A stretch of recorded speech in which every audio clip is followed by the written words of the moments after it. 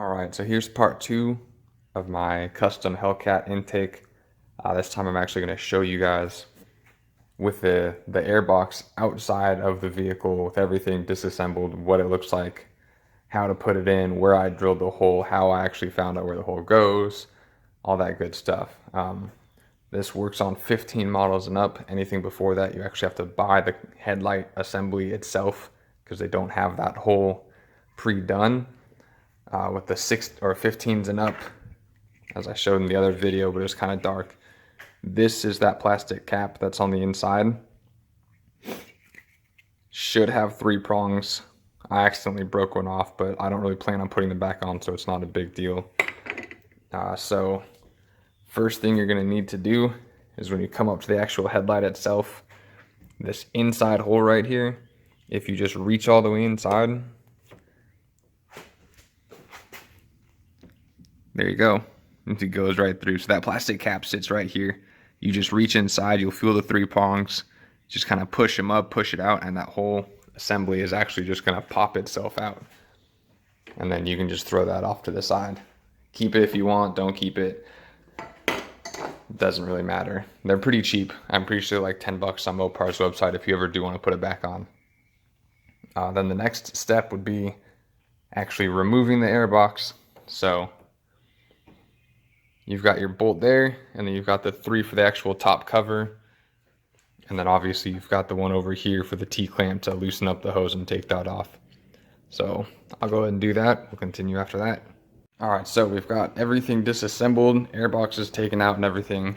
I didn't mention before, but those 5 bolts you have to take out if you're gonna use a wrench or a ratchet or anything like that. They're all 8mm, or 3 of them are Phillips head screwdrivers, and then the one on the air hose itself is a flathead. So this is everything you have to go and buy for this install. AutoZone is going to have all of those. O'Reilly's, wherever it is that you go. There's got a 3-inch mounting bracket, 3.5-inch T-clamp, 3-inch air duct boots, and then a 3-inch diameter hose that obviously extends and bends because it kind of has to. If I remember correctly, the hose will come with both of these, so you don't actually have to buy them. I know for a fact it comes with one. Top of my head, I can't remember if it came with a second one or not. If it doesn't, there is a link to it. If you don't want to look at the link, they're all literally right next to each other when you go to whatever AutoZone store you go to. And then if you do not have one, you do have to go to Lowe's, Home Depot, anywhere that's got a hardware department, and buy a 3-inch drill bit to actually drill out the hole itself. This was, for me, the most expensive part. This one thing cost almost as much as all of those together. And that's just because I didn't know anyone who had one. If you know someone with one of these that's 3 inches, borrow it. Buy them a 6-pack, I don't know. It'll save you money. Because you can't return that, unfortunately. It gets too worn. So, from here, I'll go ahead and show you guys where the hole's drilled, how I drilled it, and then I'll start with that part, with the actual mount itself, how I put that in there, where it goes, and then we will work from there. The hole is already drilled in the airbox, so obviously I'm not going to be drilling it, but I'll show you how I drilled it, how I marked it, and all of that. Here is the airbox itself. Now, a disclaimer for this. If you're the kind of person who wants the inside of your car, every single aspect of it, to look nice and clean and professional, do not do this yourself. Or if you do, it'll take longer than it took for me. But make sure you're careful with it. The reason why this actually looks this bad is just because if I had had a Dremel, it would have done a lot better of a job. But unfortunately, I did not have one, so all of these nicks that you see, I actually did using that 3-inch drill bit that I showed you. So it didn't come out too good. A Dremel would have gone right through that, would have looked nice, but I didn't have one. So what I did is I took the first boot on here, put it inside the engine compartment, inside of the headlight assembly. Let's see if we can get it. Kind of hard to see now that it's dark, but it shoves right in. There you go. And the thing to remember with that, they're both like this, is when you're looking at it on the inside, it's got one side that's grooved. The air hose itself will actually kind of twist into it and basically screw through it and thread it like it's a screw. So you want that side on this side, and then that smooth side to be over here. So what I did to mark the hole for my air box, took the air box out, took the hosing,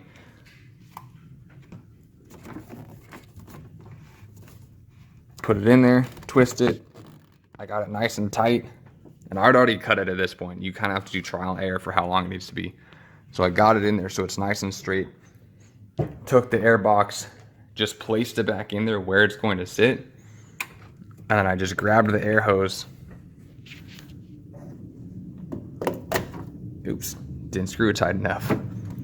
But I just grabbed the air hose and kind of manhandled it over and got it so I knew where it was going to be so it would fit nice and flush and flat in there. So when I actually put the air box in, it wasn't sitting diagonal or anything like that. Well, I got it at the bend I needed it, found out where it was going to go on here, and then that was where I drilled the hole. Now I had a white paint marker. You can use a Sharpie, anything like that, anything you're going to see against this. And I marked the top of this hose, and I marked the side of the hose. Now the reason I marked the top and the side and not, you know, the center of it is because when you're using this drill bit, obviously it's a lot easier to see where the top of that drill bit's going to go and where the side of it's going to be as compared to if you're going to try and get the exact measurement, you know, and measure down to the center and then line it up.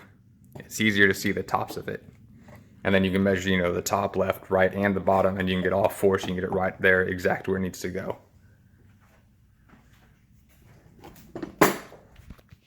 Now, once you've actually got the hole drilled, you take the mounting bracket and you put it in here from the inside, not the outside, the inside. Now, because you drill a 3-inch hole, and this is a 3-inch diameter, it does take a little bit of finessing to get it in there.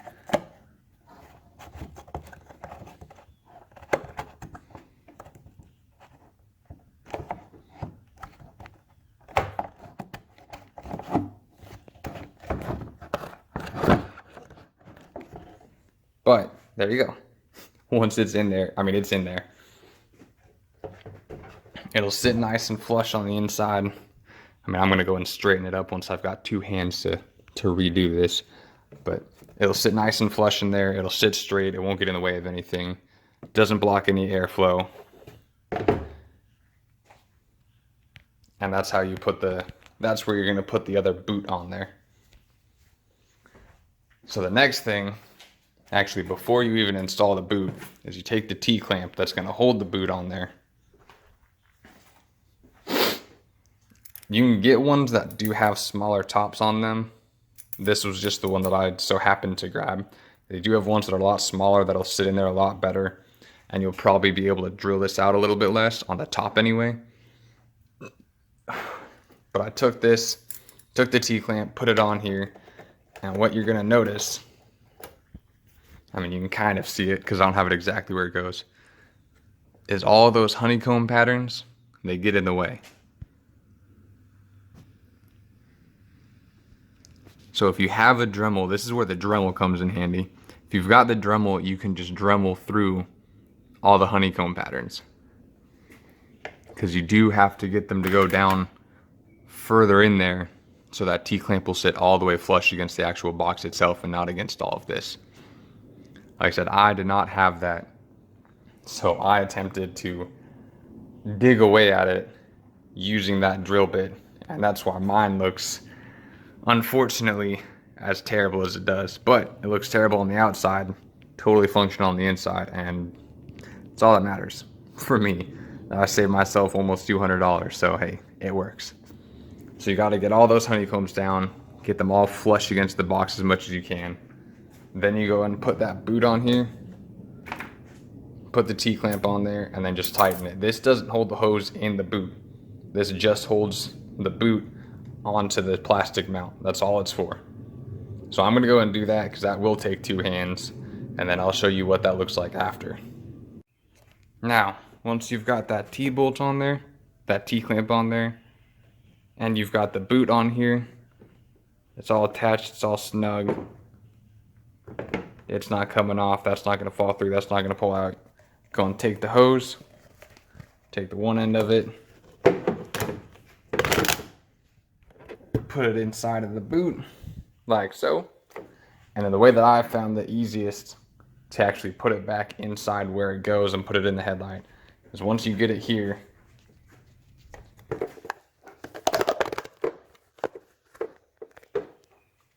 just pull it out. Just pull it out and extend it. Put it down, and then grab the hose with your other hand, guide it into the actual hole itself, and then keep pushing it so you can get it in there. And then just lower the air box, and you kind of got to wiggle it in there because it is a little bit harder now to put it in there with that hose, just because you have to work around it bending and it being in the way as compared to just, you know, putting the air box in there itself.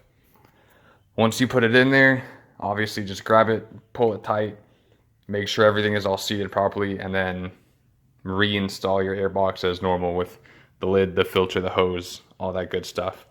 I'm gonna go ahead and put it back in there, and then I'll show you what I mean by make sure the hose is snug inside of everything. All right, so everything's back reinstalled.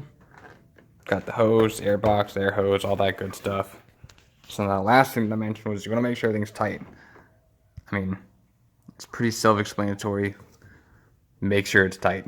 Grab the hose, pull it in towards the headlight, make sure it's in there nice and good, and then push it towards the actual air box itself, make sure it's in there nice and tight. And all in all, it shouldn't move too much. I mean, obviously you can still kind of move the hose just because it does that, but it's not going to actually move out of any of the holes or anything like that.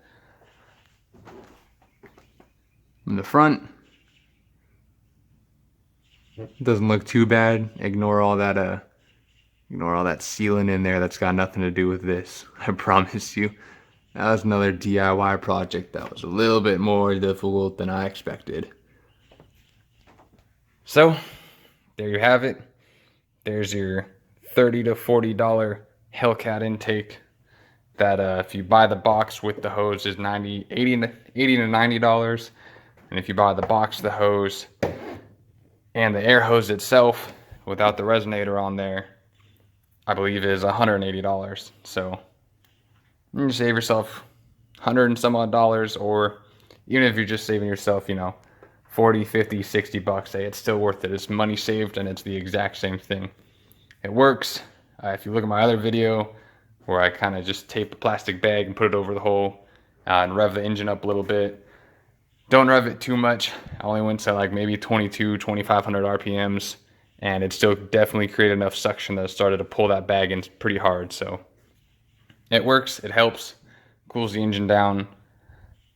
Not too difficult of a mod to do either. Was the first one I actually did because of that reason. So if you choose to do it, good on you. I hope this video helped. If not, and you just go out and buy it, hey, good on you too. Same thing. Looks a little bit better. That's for sure. Yeah. So if you did it, enjoy it. If not, hey, I recommend it.